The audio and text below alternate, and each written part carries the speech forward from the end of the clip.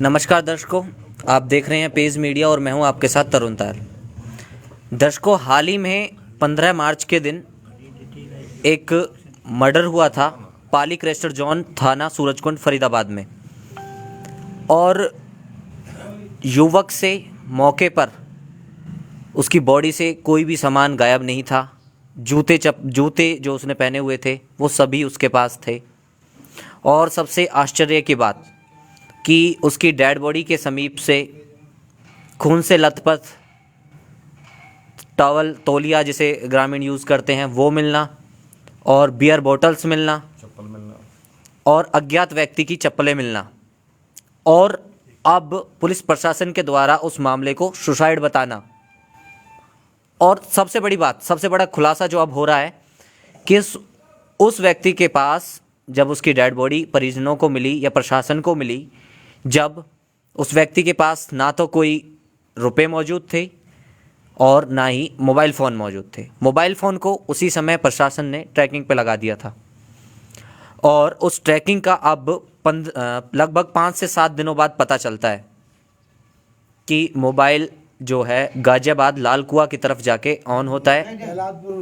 कहाँ पर? प्रहलादपुर लाल कुआं की तरफ, दिल्ली। और एक और नया खुलासा इसमें हुआ कि जिसके पास मोबाइल मिला वो दिल्ली का रहने वाला है, और काम वो फरीदाबाद के किसी व्यक्ति के लिए करता है। तो दर्शकों, ये गुत्थी जो है वो और ज़्यादा उलझती जा रही है। अब बात यह समझ में नहीं आती है कि प्रशासन इस बात को कबूल भी करता है कि वो व्यक्ति जिसका मर्डर हुआ, सत्य प्रकाश, जो कि फरीदपुर का रहने वाला था, वो दिन के समय में प्रशासन के पास थाना सूरजकुंड में गया। प्रशासन का कहना है उसने ड्रिंक की हुई थी और प्रशासन ने उसे धुतकार कर भगा दिया। उसकी कैसी भी कोई भी कंप्लेंट या फिर शराब पीकर सड़क पर घूमने या कैसी भी किसी व्यवस्था में कोई कार्रवाई नहीं की गई। और सबसे आश्चर्यचकित बात वो ये थी कि जो पाली क्रेशर जॉन सुनसान एरिया है और उसमें लिखा हुआ है वन्य जीवों से यहाँ पर खतरा है, और अब से पहले एक नहीं अनेकों मर्डर उस एरिया में हो चुके हैं। प्रशासन का कहना है कि प्रशासनिक गाड़ी वहाँ पर PCR पुलिस कंट्रोल रूम लगातार पेट्रोलिंग करती है। उसके बाद और प्रशासनिक अधिकारियों ने, होमगार्ड ने, किसी ने उसकी एक वीडियोग्राफी भी वहाँ पर की हुई है जिसमें वो व्यक्ति शराब पीकर नज़र आ रहा है, नशे में। तो कैसा भी कोई भी एक्शन आखिर क्यों नहीं लिया गया?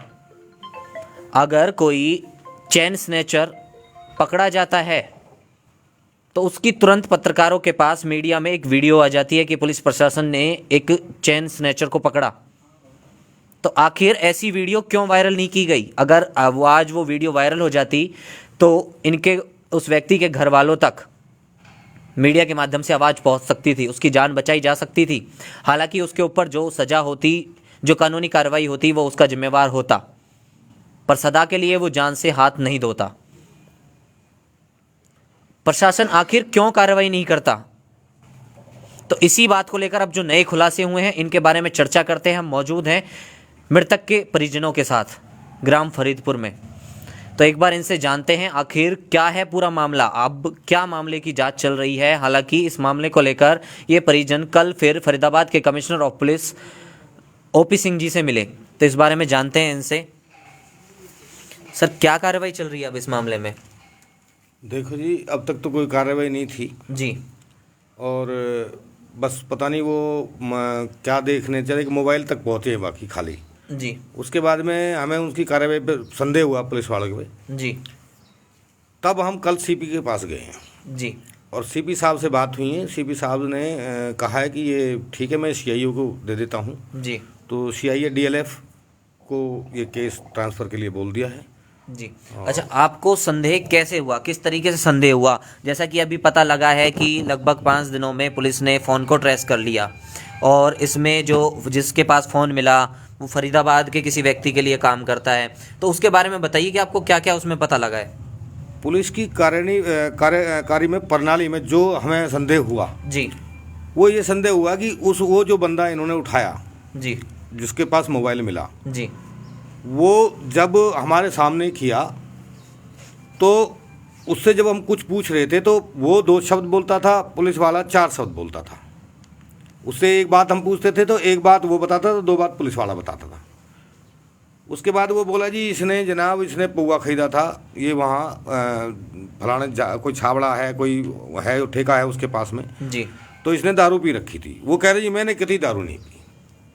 अच्छा, वो कह रही, पुलिस मैंने दारू नहीं पी। पुलिस प्रशासन है वो कहता है कि इसने दारू पी रखी थी। हाँ, वो कह रहे जी मैंने पूरे दिन में कोई दारू नहीं पी। तो दर्शकों आप सुन रहे हैं, जैसा कि ये बता रहे हैं कि पुलिस प्रशासन कहता है कि जिसके पास मोबाइल मिला उसने ड्रिंक कर रखी थी, और जबकि वो व्यक्ति खुद अपने मुंह से कहता है कि उसने कोई ड्रिंक नहीं कर रखी थी। तो इस मामले को लेकर आखिर क्या समझें, तो एक बार और जानते हैं। कहने का मतलब ये था कि उन्होंने ये बना रहे थे कि भाई इसने नशे में फ़ोन उठा लिया होगा।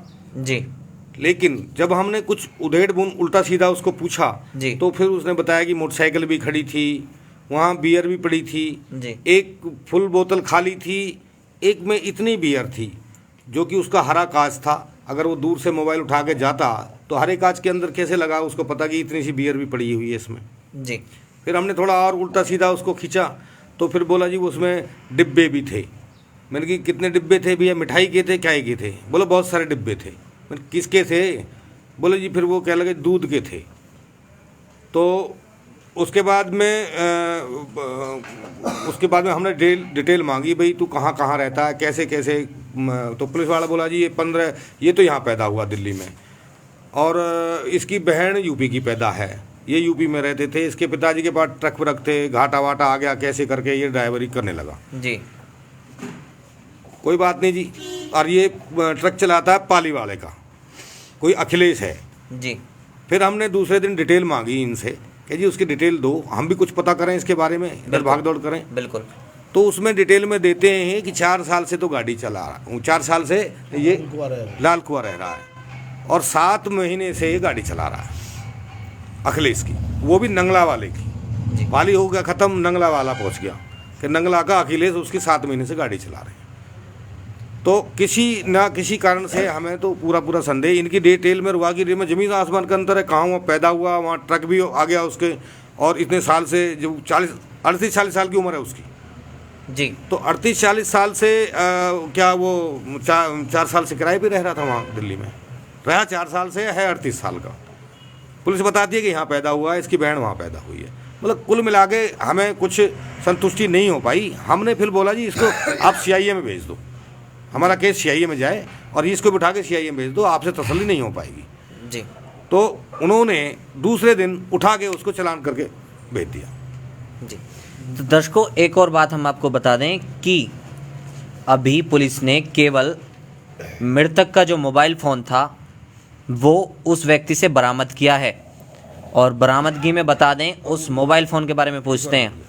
और उसमें जी वो टूटा हुआ मोबाइल दिखा रहे हैं कि ये टूटा हुआ मोबाइल है जी। इसकी, वो क्या बोलते हैं स्क्रीन टूट गई है, और ये ऐसे ऐसे, जो कि वो मोबाइल जब उन्होंने चार्ज किया 5-6 महीने मतलब 6 दिन बाद उसने सिम लगाई है। तो ये कहता है पुलिस वाला इसकी जनानी डर गई थी, उसमें मैसेज आने शुरू हो गए। फिर मैंने कहा जी मैसेज आने शुरू हो गए तो इसकी स्क्रीन तो सही हो गई।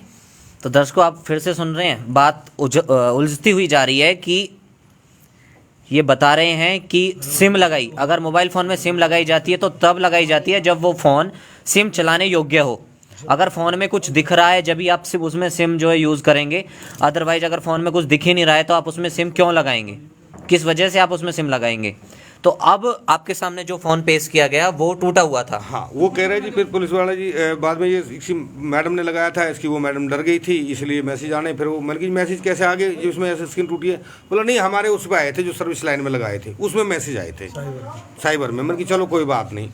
फिर बोलता है भाई एक बात आओ, जब वो 1:45 बजे तक कॉल जा रही है हमारी जी। तो फ़ोन उस टाइम काटा है जी। जब यहाँ से कॉल कर रहे हैं हम, उस दिन की बात है जिस दिन ये गायब हुआ था मोबाइल वगैरह, और वो लड़का था ढूंढ रहे थे हम। तो जब फ़ोन कटा कैसे, वो स्क्रीन टूटी तो ना तो कटेगा फ़ोन ना उससे फ़ोन होगा। बिल्कुल। तो उसकी स्क्रीन टूटी हुई। सूरजकुंड थाना जांच कर रहा था। हाँ। तो दर्शकों जैसा कि आप देख रहे हैं कि सूरजकुंड थाना से अब ये केस रेफर करके सेक्टर 31 जो DLF एरिया पड़ता है वहाँ की क्राइम ब्रांच को सौंप दिया गया है। और दर्शकों जैसा कि आप सभी को पता है, पाली क्रेशर जोन एक सुनसान और वन्य जीवियों का जो क्षेत्र पड़ता है, और वन्य जीव की बात को लेकर उनके बैनर तले, यानी कि वन्य जीवों के कारण उनकी बातों से लोगों के मन में डर बैठा हुआ है कि यहाँ पर वन्य जीव रहते हैं, और इसी बात का फ़ायदा जो चोर उचक्के और डाकू किस्म के लोग हैं वो उठा रहे हैं। उस क्षेत्र में उन लोगों ने शरण ली हुई है और लगातार क्राइम वहाँ से वो कंट्रोल कर रहे हैं। फरीदाबाद में 40% क्राइम उसी क्षेत्र से किया जा रहा है, और प्रशासन का कहना है कि जो प्रशासनिक PCR है, पुलिस कंट्रोल रूम वैन है, वो लगातार वहाँ पर पेट्रोलिंग करती है, परंतु ऐसा वहाँ पर कुछ भी नहीं हुआ। अगर पेट्रोलिंग वगैरह होती तो वो व्यक्ति, होमगार्ड ने जो वीडियो बनाई उसमें साफ तौर पर नज़र आ रहा है कि उसने ड्रिंक की हुई थी, यानी कि जो मृतक है जिसकी अब हत्या हो गई है उसने ड्रिंक की हुई थी, वो वहाँ पर था।